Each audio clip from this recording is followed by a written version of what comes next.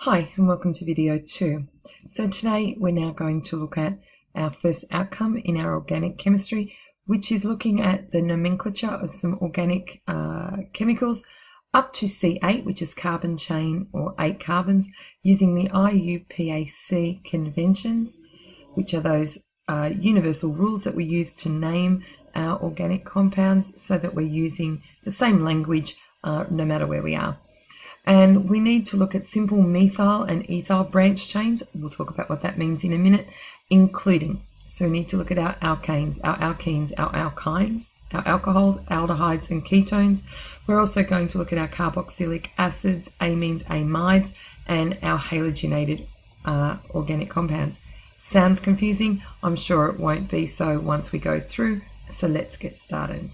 So before we start looking in at all of our different types that we just mentioned in the previous slide, one thing I want to talk about is how do we represent these organic molecules? And you're going to see a whole variety of different names or structures for how these can be represented. So the main ways that we are going to look at in this course is our molecular formula, our structural formula, and our condensed structural formula. And we'll practice these a lot for each one of the groups that we come to, but we want to get it out there in the open first, what different types of structures there are. So you'll notice in the left-hand side of our screen here, we've got our structural formula and name.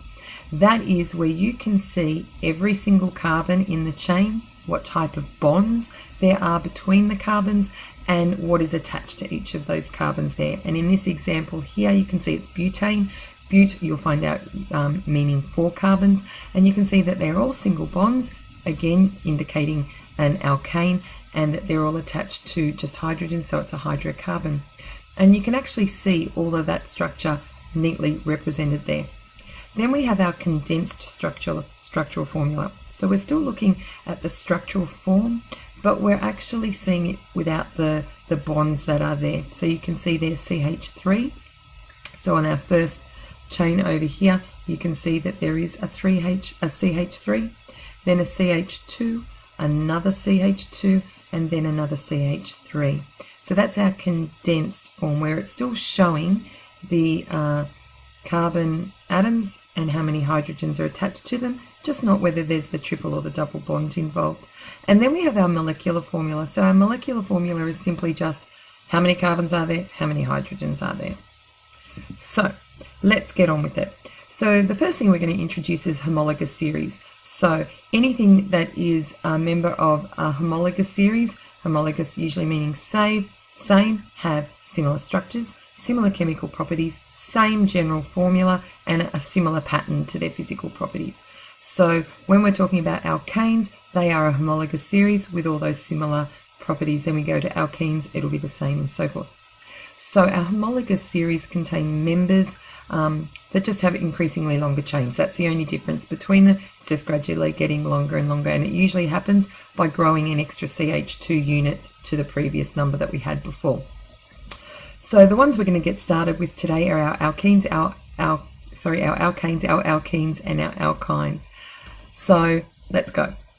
The first one, alkanes. Our alkanes are our simplest ones. They are a homologous series. Again, it's a hydrocarbon consisting totally of our carbon and our hydrogen atoms. The general formula for these, and you need to know this general formula, commit it to memory, is CN. So if I have 8 carbons, it'll be C8. And our hydrogens then are H2N plus 2.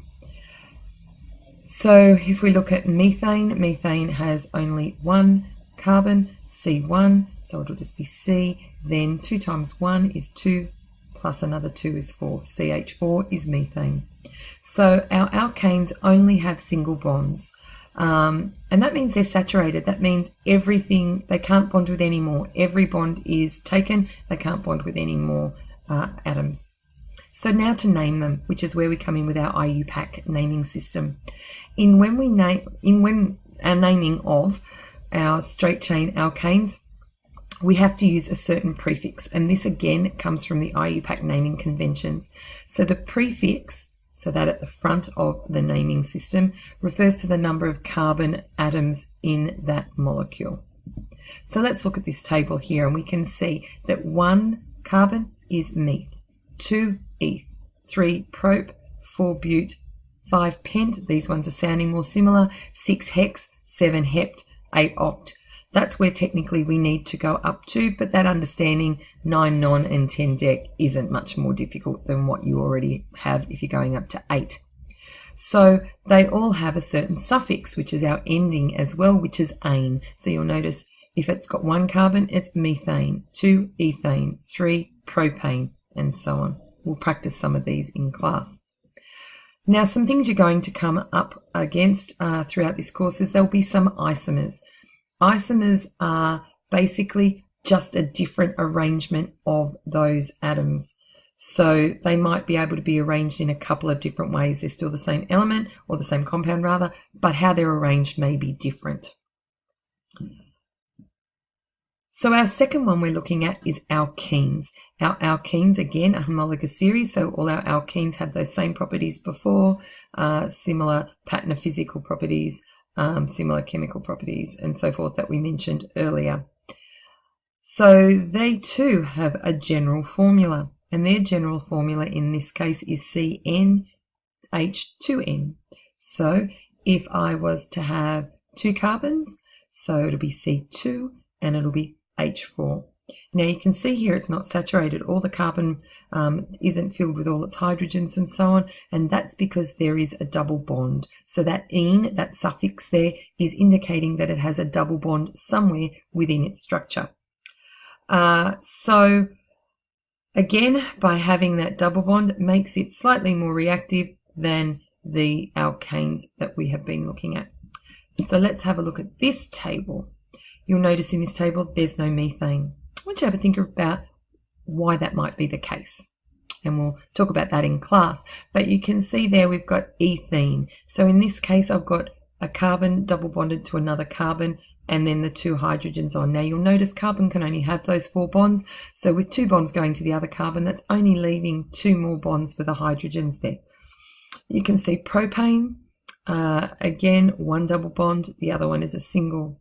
Now when we get to butane, this is where some of the naming can come in, and we will practice these in class because that double bond can be in a number of different places. It is still a butane by the name but meaning 4 carbons, and the ene, butene, and the ene meaning that there is a double bond. But where that double bond could form is when we get or meet our isomers there. So again, going through to octane, obviously oct meaning 8, octene, and ene meaning that there is a double bond, but again where that double bond is located can change. And the last one we're going to look at today is our alkynes. Alkynes, again, another homologous series with the general formula Cn and then H2n minus 2. And again, here we will have 2 or 1 or more triple bonds. That's an error there. It is a triple bond in an alkyne. Alkynes, again, are unsaturated because of the presence of that triple bond. So there's not as many hydrogens in our alkane, and they're more reactive than the alkenes. So they are the most reactive of our series. Again, here, looking at this table, you can see an ethyne, no meth. Again, no methine. We can see that there is a triple bond there. The propyne, prop meaning 3, so there's 3 across and 1 triple bond. You can see again, there's the open structure where all the bonds are shown, and in the other, a condensed structure.